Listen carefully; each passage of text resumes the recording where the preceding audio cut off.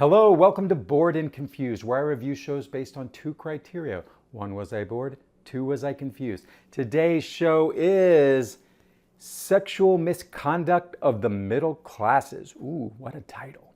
So this is a collaboration between Audible Theater and the newly created Together that Hugh Jackman and Sonia Friedman have created to make actor-based theater more accessible to audiences.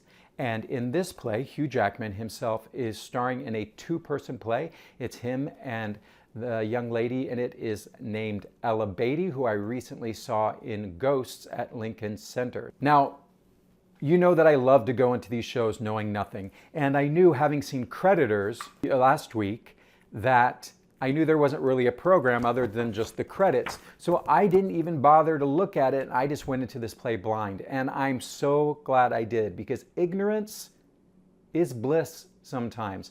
So there's a twist in this play that comes towards the end that if you know anything about the play or the people involved, you'll see it coming a mile away.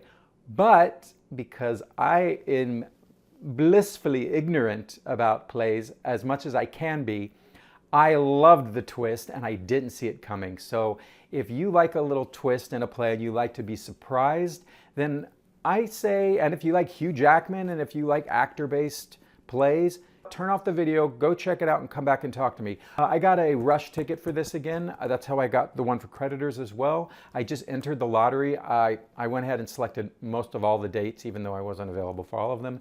But it turned out there was a 3 p.m. matinee on a Tuesday.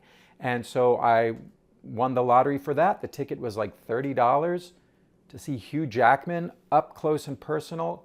Come on, that's worth it. So if you like Hugh Jackman and you want to check out this play, I think it's worth it. And if you don't want to know anything about it and be surprised like I was, go check it out. You only have, I think, till June 14th. If I'm wrong, I'll put the date it ends here. All right, there's going to be a little spoiler here. So if you want to continue, then let's talk about sexual misconduct of the middle classes at the Minetta Lane Theater. Now, this play is written by Hannah Moscovitch, starring Hugh Jackman and Ella Beatty. So in Sexual Misconduct, Hugh Jackman plays John, a successful novelist and literature professor, and he's grappling with a midlife crisis, and he's leaning far too heavily on a student to steady himself. The play is the brainchild of the award-winning Canadian playwright Hannah Moscovitch, who's built a reputation on her explorations of power, gender, and history. And with Sexual Misconduct, which premiered in 2020 and won the Governor General's Literary Award, Moscovitch set out not to flip the Me Too narrative, but to examine it from the point of view of the kind of man who believes he's a good guy even as he crosses the line. So this play was written before the height of the Me Too movement, but it was produced in its aftermath. And Moscovich's script is a deliberate reframing of the classic older man and young muse trope. The character John is self-aware, articulate, liberal. He knows all the critiques before we can voice them. And yet, the play really leans into his point of view, dramatizing his inner conflict more than the student's experience. It's kind of a tightrope walk where the man is rationalizing his inappropriate behavior in real time while trying to maintain the illusion of moral clarity. Now, Hugh Jackman is a charismatic performer, and it's impossible not to like him, even when he's playing a man that you know you shouldn't trust. His natural stage presence and likability do a lot of the heavy lifting for a character who might otherwise feel thinly veiled in self-deception. He paces the stage, narrates directly to the audience. He's very warm, intimate, and he makes us complicit in his story. The structure of this play is essentially a one-man monologue that's occasionally interrupted by scenes with his student, Annie, who's played with a kind of quiet intensity by Ella Beatty. And those shared scenes between Jackman and Beatty are among the most dramatically alive moments in the play. Beatty brings a vulnerability and a grounded sense of discomfort to Annie and gives the audience a glimpse of the power dynamics the text otherwise tends to sidestep. Her presence injects necessary friction, making the audience feel the stakes that John would prefer to intellectualize away. These moments elevate the play from a cerebral confession to something more theatrical. Now, here's the big spoiler that probably won't be a spoiler for anybody but me. because what's cool about the way Hannah has written this play is it's all from the man's perspective. And it's actually written in third person where he says, he did this, he did this. So he's telling the story, and I thought that's an interesting choice. And as I was watching the play, I kept thinking, wow, this is just a midlife crisis. This guy's rationalizing everything. We know he's making a mistake. And I was getting a little tired with that because I was like, yeah, some dude probably wrote this to rationalize an affair he had with one of his students. And so it really felt like it was written from a man's perspective. I did not know who wrote this. I did not know a woman had written this. So what happens is, spoiler alert, at the end of the play, we learn that the character of Anna is a playwright, and she has written this play about her experience with John.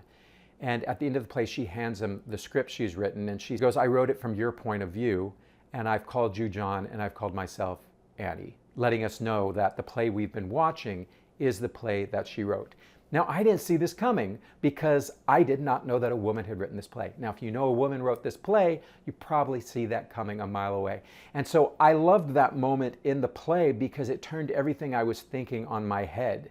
And all of a sudden I understood why he was speaking in third person and why it was making this effort to rationalize his behaviors, because it was her trying to put herself in his position. And to me, that's the coup de grace. That's what makes this play so very interesting.